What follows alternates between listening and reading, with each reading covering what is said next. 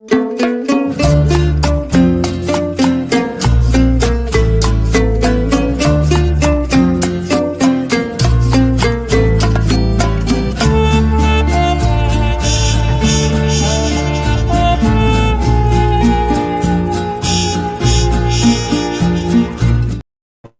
ain't gonna lie to y'all. I haven't used that intro in at least a year. Bro, you got the Chicago vibes and shit. I like that. Hey, that's what I'm saying, homeboy. That's what I'm saying. All right, ladies and gentlemen, Eddie Law here with MMA Nightcap Chat with my boy DJ MTK out of San Diego. How you doing, man? I'm doing good, homeboy. I know we've been trying to like connect. Yeah. And hey, it was like a little promptu today, but hey, we did it. We're here. Yeah, there you go, man. So, real quick, before we get started on talking some MMA stuff, for people that don't know you, how'd you get started in the MMA space? That was probably officially about a year now. We've been running the network for over 5 years though with West Coast Radio, and we cover the rap music scene here in the West Coast. Have a lot of deep roots with in LA and a bunch of like artists. Artists that came in here, like Slim 400 was in here, RIP. And then, we do house music as well. So we've had a lot of big international DJs that come to the station, as you can see, all the graffiti behind here. And but then my co-host and I, Ray, he's in Phoenix. We've been watching UFC forever, bro. Like since Anderson Silva was at the top of his game, type of shit, And so when we were calling each other during these, I kind of got back into the UFC, and then we were chopping it up after one of the fights, and I was like, bro, why are we not adding this to the network? We don't have any type of sports shit on here. Let's just run with it. And then I started seeing some of the names out there of like other outlets. So I kind of was trying to brainstorm. I was like, all right, what are we going to call it though? On a marketing level, I was like, I know we got the network. I know how we can kind of build it. And so it took us a while. It took us probably a few months to kind of wrap around the name. And it was as simple as, bro, like I'd call him out, hey, what's up, homie? Like it would just, the vernacular was already there. Mm-hmm. And then I was just like, bro, it's so like down our lane with just being Chicano and being people of color and shit. Like, I mean, it's just, let's bring this into this space. And then little by little, we started learning people in this space, not knowing people in this space. Like I had no idea actually who anybody was. I was so used to dealing with all these rap organizations and house music organizations that I was just blind to it. But now I'm kind of learning, but it's been fun, bro. And honestly, too, the core of all of this is to help the youth that are out there dealing with like gang violence. And I grew up over there off of 6th Ave in Van Buren. I think I told you that before. Our brother was killed over there off of 13th Ave in Lower Buckeye off Cocapa. So this shit means something to me bigger than just all this. And if we could help the kids channel the energy when they're really young in these type of communities, and get them in the gym and release some of that energy and anger towards something that they can make if you're gonna fight, bro, fucking go be a professional. Then change your life, and that's kind of the goal. All the other stuff's fun in between. Yeah, so you have a clear mission of improving your community, right? Doing positive things for the young folks. I mean, you and I, we've been around long enough. We've seen enough horror stories that we want to do something to slow it down, right? Break that cycle. Yeah, you could said it better myself. Break the cycle, bro. Break that generational gap, and because there's too many of us Chicanos and blacks out there killing each other for nothing or going to prison for the rest of their life for nothing. And I think here in the community, with this in MMA world, what I've noticed is it's a lot of white voices. And no disrespect to all my white homeboys and shit, but where's the voice for us almost? Where is the voice for the homies? And if we can touch some of these kids, man, mission accomplished. I'd go to bed every night just with a smile on my face if we just can accomplish that. Like I said, the rest is just for fun. Yeah, and people don't understand, like they don't realize how Latino culture has been so ingrained in combat sports. I mean, there's Mexican champions everywhere. We just had 3 in the UFC just recently. We got Richie Miranda, LFA lightweight champion, right? Mm-hmm. And we're everywhere, man. In combat sports, Canelo, we got boxers everywhere, and we have all these examples of positive, Latinos doing big things, doing positive things. Yeah. And it's wild to me that we don't, that we as a culture don't push that even harder than we do. Like we should do. They should be like the leaders of, in my opinion, the leaders of our community. And you know what? Yeah, and I give Dana White a lot of shit just vocally, but I have to admit he's one of the organizations that's came out and does the UFC Noche and like you know what I mean like that. He gives them their flowers and you got to respect that, you know. And I think that yeah, you're right. There's a lot of fighters that are built from this cloth. And someone told me too the other day because they was talking to me about I don't know if you know the Chicano rapper. I don't know if you follow Chicano rap at all, but the homie Little One was in here from San Diego, and he was like, if you think about it, he goes, you know, we were Aztecs. Mm-hmm. It's in our blood to be a warrior, to be a fighter. And I thought about that. I was like, bro, you're right. It is in our blood. You know what I mean? And that's why we gravitate towards like violence and shit. You know, but these guys have the ultimate respect. That's why I love the MMA shit, bro, because at the end of the day, it's about respect. Those guys that are in and day out at the gym, they're hey, very respectful. And I love that. I love that. More people need that. 100%, man. It was something, man. If we could, you know, the dream would be to open up, martial arts center in every neighborhood we could possibly do, right? And just get these kids off the streets, dude, because it's Bro, people don't talk about. It would change. It'd be huge, huge. So yeah, it's just something we can keep working towards for sure, man. And you're right about you know like you said, you got to give Dana White his credit for doing the Noche UFC these days, especially now, these days, it's almost frowned upon to do something that's not purely just American, like just United States, right? You do anything that's like, I mean, shit, people here kind of crap on, holidays that aren't like Juneteenth. Like Juneteenth happened. It just passed last month, right? And I could not believe how much negative shit was on social media about Juneteenth. I'm like, why is it hurting you guys? Yeah. Why it's not for you? That's the, not to get political, but it's the tone of where we're at right now. Very much so. And social media is going to amplify that, right? And it's funny. Someone told me, he goes, back in the day, bro, you would never care about some dude in the basement and what he even thought, what he even cared. But the fact that they have these, and you can be a basement warrior, you can be a Twitter, keyboard warrior, you get validation. You get your credibility off of that. You know what I mean? But come talk to me face to face. I always tell people, like, they want to argue, come stop by the station. Come see me face to face, not to fight, not to have a conversation. 90% of them won't even stop by. You feel me? Because that's out of their comfort zone. So no, believe me, I know exactly what you're saying, bro. I'm telling you, dude. Whenever anyone wants to discuss politics online, I'm like, hold on a second. I don't discuss politics online, on the phone, or even a phone call. Face to face, man. I'll pay for the coffee or I'll pay for the beer. Let's just sit and have a conversation. No one, literally 0 people have ever taken me up on it. Even people that I know. And it's just, it sucks, but whatever. Yeah. But anyway. All right, man, let's get into some MMA, dude. Jonny Bones just seems he cannot keep himself out of the headlines. So just to recap, and it's not like y'all don't even know this happened already, right? Retires. Literally hours later, the arrest comes out, right? Oh, not the arrest, the allegation. Sorry, not the arrest. Sorry, folks. That's factually incorrect. The allegations come out, and you get the video, the body cam video where you can hear Jon Jones. It's the wildest thing to ever watch. He's like, I'm retired, I'm done, whatever. Like what? 2 weeks later, they announced that he's back. Donald, Donnie comes out and says like, oh, we're gonna have UFC in the White House, and then he's like, oh, maybe I'm back. Yeah. What do you think of this thing with Jon Jones? Because it seems like it's never ending. And me personally, I'm tired of it. But I know a lot of people that love the kind of drama. Yeah, no, I mean, honestly, I honestly think he's playing chess. He knows how to sell tickets. He knows how to build this up, but he has a very small window. We're getting to a point where the window is closing day in and day out.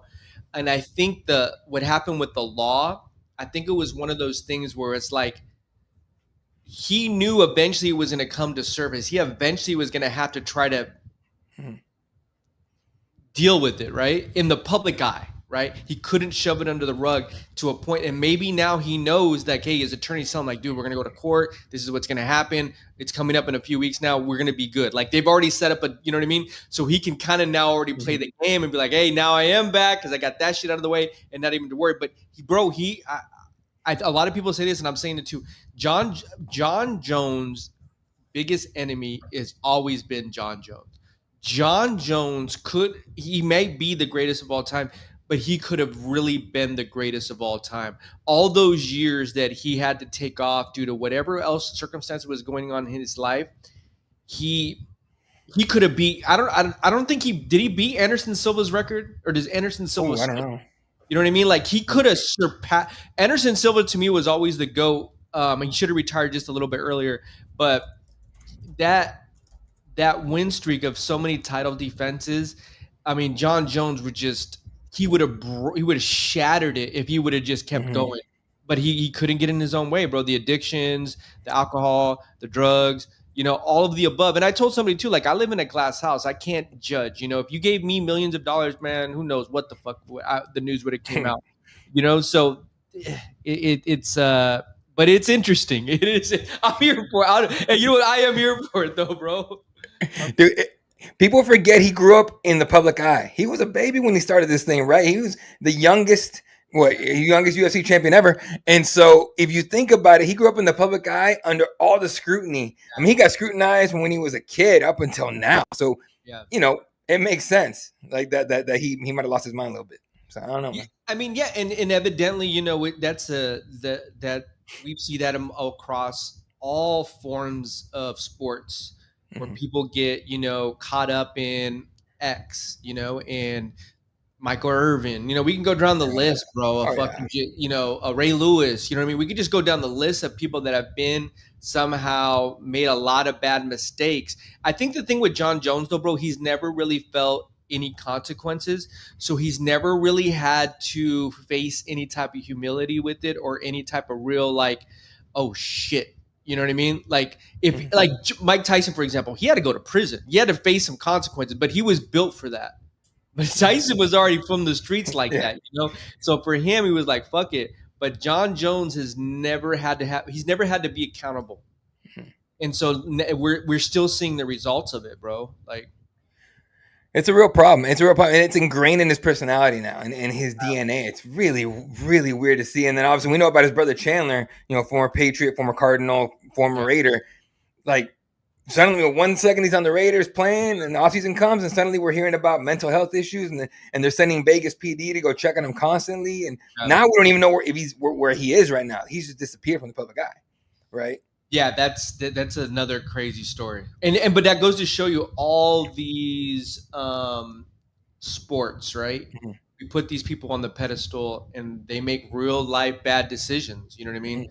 They make real life bad decisions, and John Jones is just keeps being able to scathe away.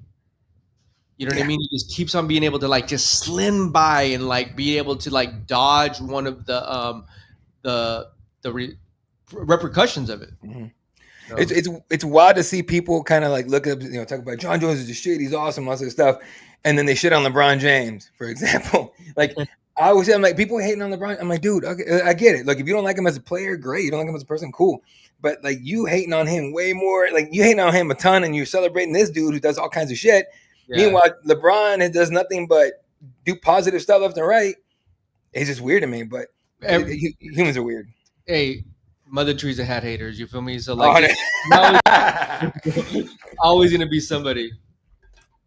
I'm gonna steal that from you, man. Hey, the Mother Teresa had haters. Bro, hey, you know what? I was gonna ask you since we're kind of just freestyling here. So I don't know too much about cage side press. Okay, just kind of like what I've learned. So let me know. Fill me in. So cage side press started 5, 6, 7, 8 years ago, a long time ago, and started out in kind of, just kind of what it is now, sort of, just much smaller, right? Right. And we've been pushing to it. We built the team, myself, my editor, Jay Anderson, we built a team now where we're kind of everywhere, right? We spread out. We got, Dylan Napoleon, Pat Dan. Mm-hmm. You built the team. We built the team 100%. And guys we have 3 guys in the Northeast, We got Midwest dude and Brett Cagle. And Cali is Gabriel Gonzalez. I'm in Arizona, so I cover Arizona and Vegas and all that. So we're kind of spread out everywhere. But what I look for when I bring guys in to my team, it's I need guys that actually love this. I don't want someone that just does it.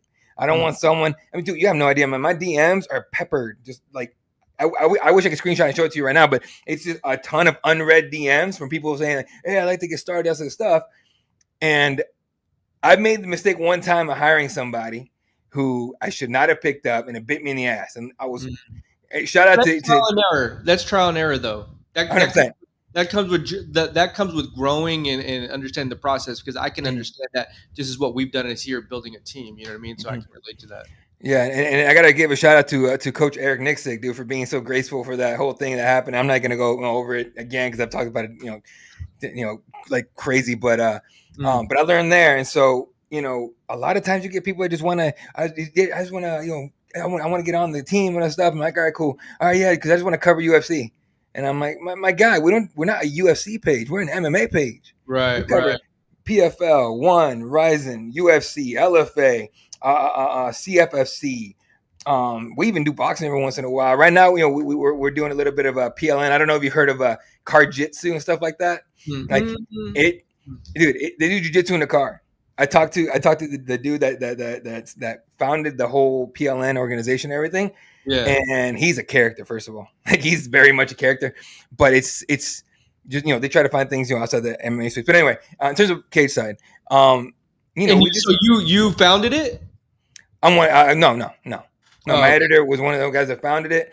I came in and kind of needed like a new leadership. We needed just somebody, right, someone to push it.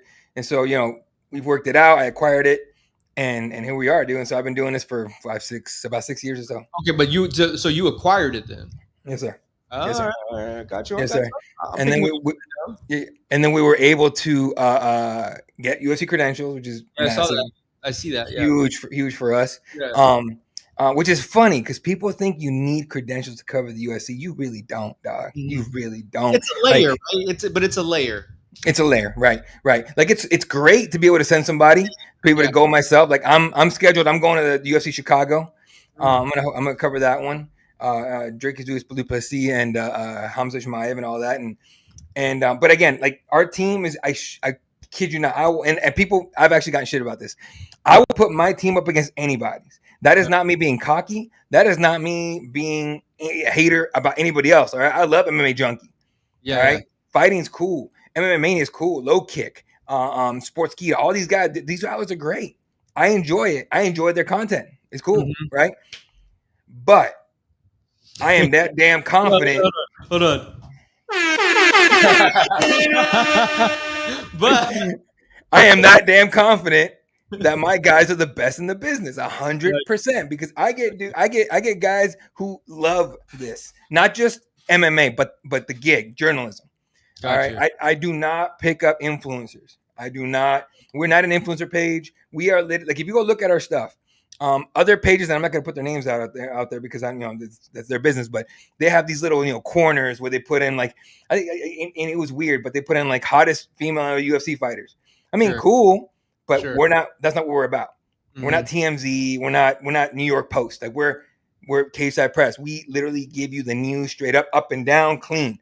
I've trained my guys to always up, down the middle, no biases, no affiliations, nothing. Go out there, do the job that you love. Treat it like you love it, because you do, right? And that's what it is, right? And so, with the way the space is, there's plenty of room for anybody to do this, right? Yeah. But there's not a lot of money in this, right? So we're still definitely growing. So what I like to do is, while we're still growing and get to that point where we can, make this like a real business, right? To be able to have staff positions and pay for guys to get, fly out and all that. Right. Which we are going to get to. But until then, my thing is this. It's my responsibility to the young guys on my team, to all the guys on my team, but especially the young guys on my team, to show them how to do this, how to do the job, right? How to do it correctly, right? How to make it your own, and how to and my thing is to push these guys. I have guys that got picked up by Mania. I've gotten guys that got picked up by Sports Illustrated, Sporting News, Bloody Elbow. Shout out to my boy Jamie Theo. I got guys that picked up by all these bigger pages, and every single one came through us, right? And this is not me, like I'm not patting myself on the back. This is me saying, if you have the love for it, if you really care about MMA, and more importantly, journalism, I mean that more importantly, doing journalism the right way, you can be successful in this space, and you can carve out your own, your own thing, right? Your own thing. So. I guess I'm interested, since we kind of just came out of nowhere. What was your perception of us, like being able to see it? I'm always interested now. Of the homies? Yeah. I thought it was dope as hell, dude. All right. I was like, because we're a mixed bag over here, right? I got Canadians on the team. I got Americans on the team, white dudes, black dudes. I got everybody. Yeah. All right. I got Mexican dudes. We got everybody.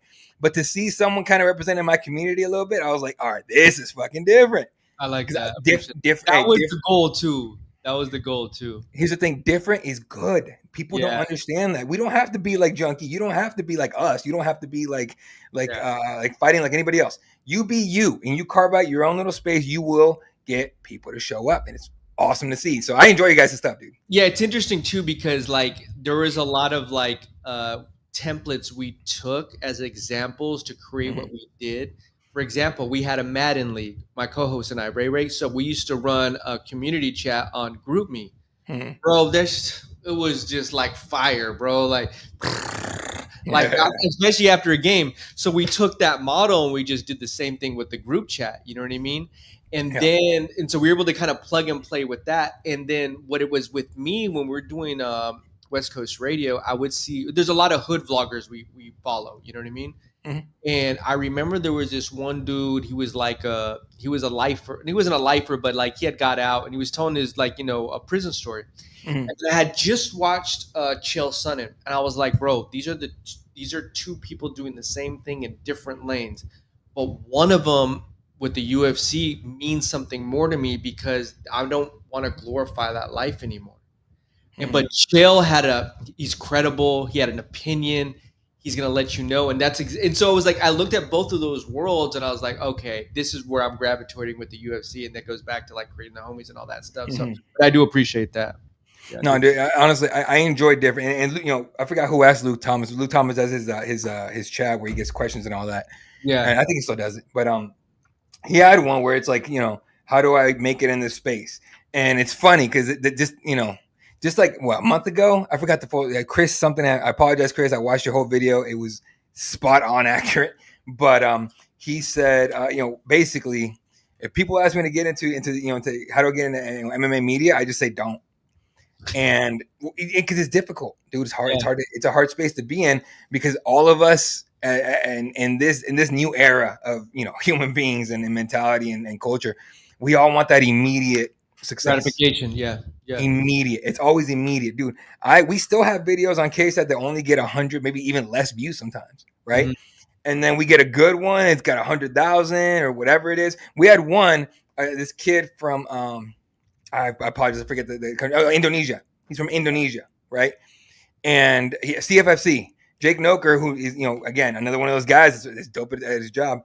Jake Noker interviewed him, and after his fight, we posted it, right? And like Indonesian community picked it up and ran with it. Really? It was so dope, dude. It was the coolest thing ever.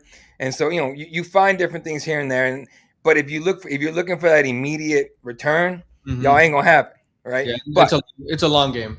It's 100% a long game. I'm still in it. I'm still getting there, right? So, but Luke Thomas basically said like, you got to be different. You got to find a way to be different. We have enough, Ariel Hawanis. We have enough Brett Akamotos. Right? How are you going to be you?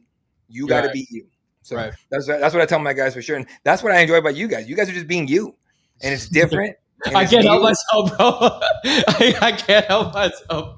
That's what it is, though. You got to keep doing that thing. So I know we only got a couple more minutes here because you got a 7:15. Yeah, I got like 5 minutes. Yeah. Yeah. So what are the stuff? What are the kind of content you do besides MMA? So we produce here the Highness podcast. Mm-hmm. You know what a Hainan is, I right? saw. Yeah. I saw. Like, I think I saw one of your clips on Bro, somewhere. they wild, bro. They Yeah. wild. They run circles around my bro. Actually, this is now their studio. You know what I mean? So It's yeah, that's funny. but no, it's good because I think that's another part of helping the community. You know what I mean with the homegirls and shit, and giving a woman a voice on our network. And then we have our flagship podcast is called Murder on My Mind podcast, and that was started after Nipsey was murdered. And I have Mitchie on with me, and it really circled around. That's why I've evolved to this MMA stuff, bro, because it's like I'm tired of our community killing each other, man. And so it started off. That podcast started off about.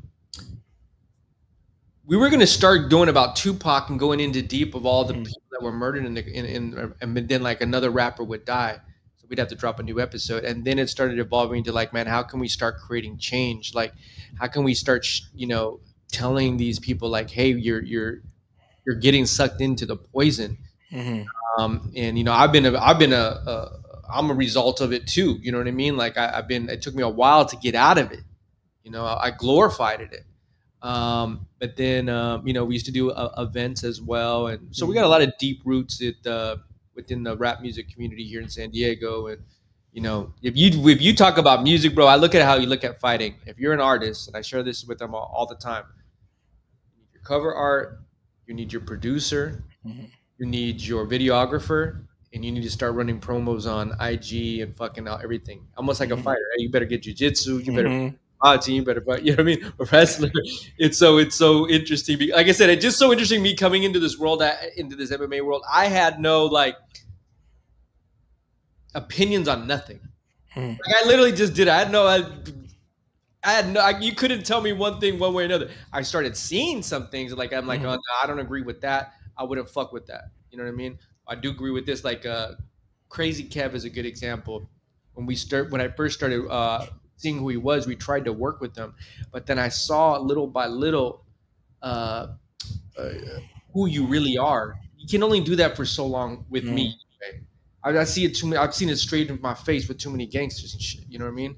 So like you can only get by for so long with them. Like, nah, dog, you fucking with the wrong homie. You fucking with the wrong homie, dog. You know what I mean? So like it's just, that slick talk don't run quick with me. You know what I mean? So but nah, like it the network, with West Coast Radio, we broke like 20,000 YouTube followers on the network on YouTube. Hell yeah. I tell this to everybody, anybody in this industry, YouTube should be your number one thing. Everything else should be a flashlight, a neon sign. Go to YouTube, go to YouTube, go to YouTube. Because that is how management teams, and especially people in LA, it's funny when I talk to management teams for rappers, they're like, oh, he has 100,000 on Instagram, but he only has 1,000 on YouTube. You gotta flip that. Yeah, they're not. It doesn't. And so San Diego is so like I've always tried to be like a source for musicians or rappers that come in here. Like, bro, here's some game, take it. But sometimes it flies other people's overhead. You know what I mean? Like they're not ready for that. They want that instant success. Bro, I had someone come in here. Is like, hey, do you think you can give me a feature on Kendrick's album? Yeah, let me call him real quick, bro. Yeah, no. I'm like, and then he's all like, "Do you think you can put me on the billboard?" I'm like, "Bro, I love that you're shooting for the stars, but bro, like, well, hold on, one step at a time." But that goes back to what you just said, like the want an easy way in. It doesn't work that way. It doesn't, especially not these days, man. But all right, man. So we don't want to hold you up too long. Tell the people where they can find. What up? Yeah, DJ MTK, MMA Homie Podcast. But let me ask you this. Yeah. Who do you got, Gabriel Bonfim or Stephen Thompson?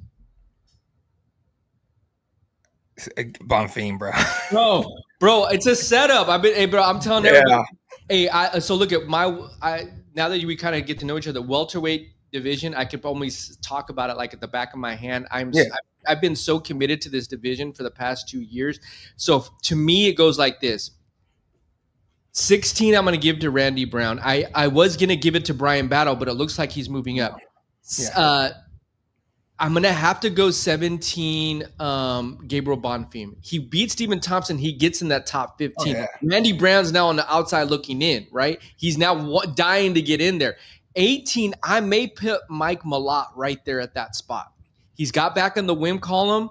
19. Jacoby Smith impressed me again.